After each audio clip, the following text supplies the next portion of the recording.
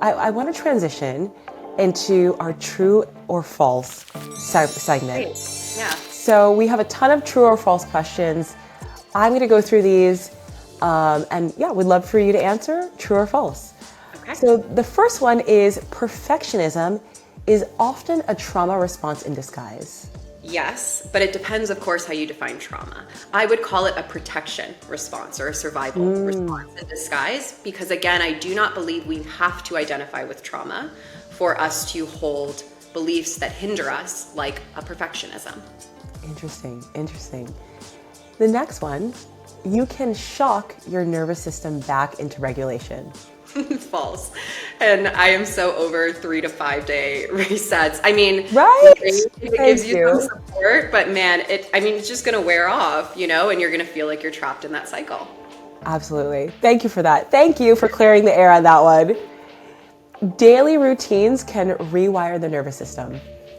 Absolutely, yes, but it depends what you're doing in your daily routine. And I think eventually all of us want to no longer be reliant on a daily routine, right? And Agreed. we kind of spoke about this a little bit, but your daily routine's inevitably going to get messed up at some point. Something's going to happen, something's going to go on, right? And so there is a need to support whatever makes us feel good on a day-to-day with also taking that preventative work so that if it falls to the wayside, we don't feel like we're right back where we started. Agree. You can't heal trauma without therapy. That's false. But it also depends on the type of therapy. I'm curious, is there a type of therapy that you prefer, or maybe not prefers, right, or that you've resonated with maybe personally and maybe your clients find success with? A lot of my clients move to regulation work off of therapy or complement regulation work with therapy. And it's typically when they've gotten to a place where they've done so much trauma or talk therapy that they are so sick and tired of their own story, so activated by it, feel like they're living in it, they're thinking about it, that it's actually starting to make them worse. So they leave sessions feeling worse and unsupported between sessions. Where I find clients having a lot of success combining my program with a therapist is a therapist who is future thinking. So helping them to build strategy and plan and kind of like set themselves up well in the future, and not always being like, what happened in your past that made it this way, but instead, what actions can we take? Right. And or a therapist who allows them a space to be validated and supported as they share and kind of offload what they've been holding from the energy of others or from the people they take care of in their lives or from their work.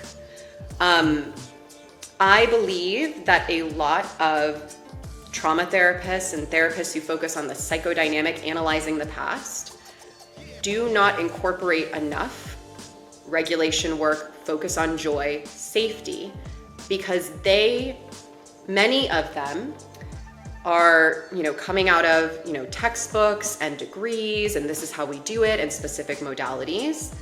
And so it can be easy to also, as a therapist, get lost in thinking the work is getting done because your client is making a lot of connections. Again, intellectualizing, moments. I am this way because of that.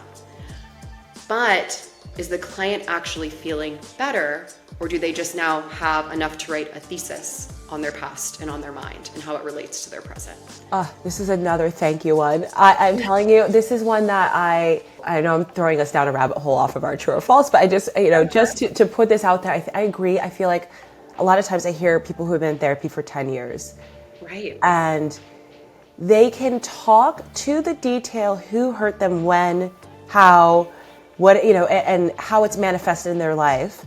But how they're going to come out of that, the conversation has never circled to that. Mm-hmm. And, unfortunately, my experience has been those people seem like they are, it's almost like, back in the day, I'm going to show my age, with a Walkman or like a CD player when it would start to skip. Yeah. It's almost like that paradigm where they're like, kind of just skipping. It's the same thing.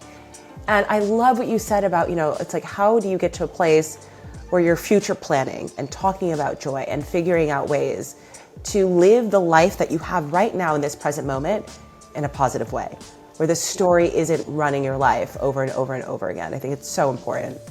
Absolutely, that we can register we're truly in the present and we're not actually living in the past anymore. Exactly. In our bodies and in our subconscious. Absolutely. Love it. Breath work can instantly regulate the nervous system.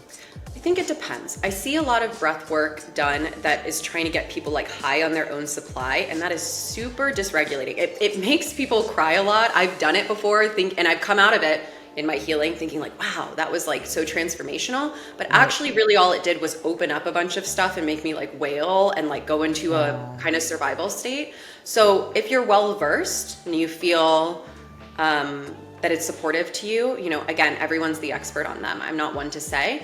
I just find that right now it's getting hyped as a trend where everyone's trying to kind of like get out of their minds a little bit. And that is really scary if you're already in survival mode, right? You're kind of further dissociating yourself or numbing yourself to things, right? Or you're forcing a release before it's ready to come out on its own. Now, I have a really good girlfriend who's a breathwork practitioner, and she is one of the ones who says you're actually not supposed to do it that way, right? We're actually supposed to be doing it in a way where we are just creating more oxygen, ability to feel the body, you know, really just opening up more space and feeling like, oh, I can breathe again. Right. And I have seen her practice, and I, you know, have even attended some of her events, and she crushes it. You feel really good. You're like, oh, yes, bringing in the oxygen, and I don't feel like I'm going to pass out, and I don't feel like I have like T-Rex arms, right? Right. So I think it depends. Interesting. You can't meditate your way out of chronic stress. True. Okay. Slow, boring routines can sometimes be the most healing. True. I agree. Although I think over time they eventually get less boring once you start to get the rewards, right? I agree. That's something in this season of my life I'm trying to like sink into, is, you know, not feeling like I've got to like go for the dopamine hit all the time, and just being, literally. Absolutely. Overachievers are often living in fight or flight without realizing it. True, and or freeze, right? Yeah. More shut down. I think a lot of overachievers, you know, really go gung-ho into fight or flight, and then pretty quickly start to have to numb out to handle the level that they've taken onto their plate, right? Right. Very interesting. The goal is not calm, it's flexibility and resilience. Absolutely true. And stress is just mental, it doesn't live in the body. False. Completely false. Interesting. Yeah, true. Well, yeah, it's false. It's true that it's false, is what I meant.